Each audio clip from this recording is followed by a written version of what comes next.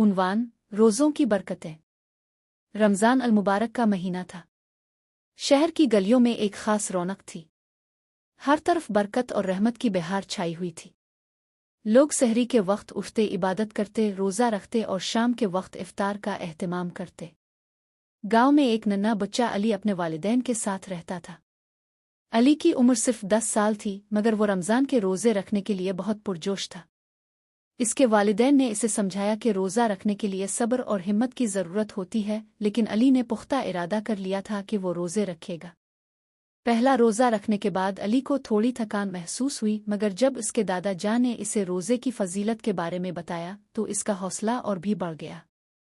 दादा जान ने कहा, रोज़ा सिर्फ भूखा और प्यासा रहने का नाम नहीं, बल्कि ये नफस की तरबियत, सब्र और अल्लाह ताला की खुशनुदी का ज़रिया है।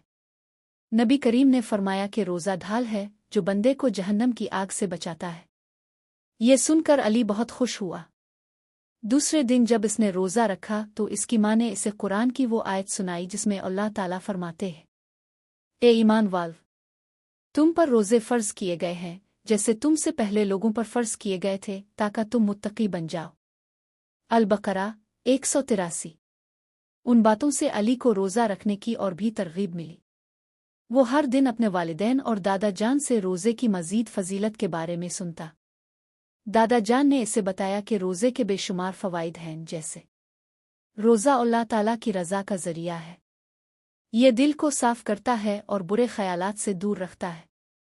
रोज़ादार के लिए जन्नत में एक ख़ास दरवाज़ा बाब अर्यान है। क़यामत के दिन रोज़ा सिफारिश करेगा। रोज़े से सब्र और इस्तिक़ामत पैदा होती है। रोज़ादार की दुआ कबूल होती है। रमज़ान के रोज़े पिछले गुनाहों का कफ़ारा बनते हैं। रोज़ा सेहत के लिए भी मुफीद है।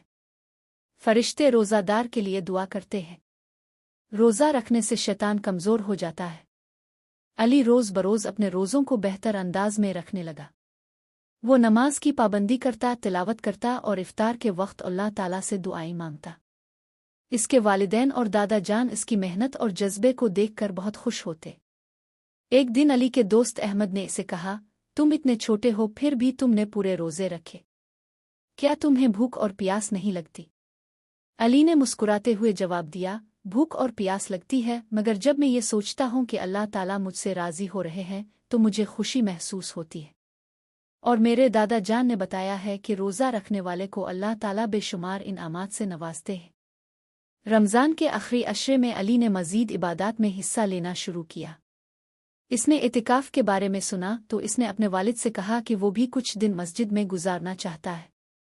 इसके वालिद ने इसे समझाया कि इतिकाफ़ में बैठने के लिए मखसूस शराइत होती हैं, लेकिन अगर वो छोटे पैमाने पर मस्जिद में वक्त गुजारना चाहे तो वो जा सकता है।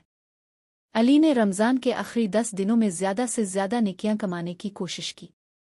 इसने शब्न क़द्र की फ़जीलत के बारे में सुना कि यह 1000 महीनों से बेहतर रात है, तो वो दुआ करने लगा कि अल्लाह ताला इसे और उसके ख़ानदान को इस रात की बरकतें अता करे। जब ईद अल फ़ित्र का दिन आया तो अली बहुत खुश था। इसने पूरे 20 रोज़े रखे थे और अब इसे यकीन था कि अल्लाह ताला इससे राज़ी होंगे।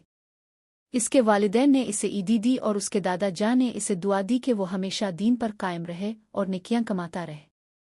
यूं अली के रोज़े रखने का ये पहला साल निहायत खूबसूरत और बाबरकत साबित हुआ, और उसने सीखा कि रोज़ा रखना सिर्फ एक इबादत नहीं बल्कि ज़िंदगी को बेहतर बनाने और अल्लाह ताला का कुर्ब हासिल करने का एक बेहतरीन ज़रिया है।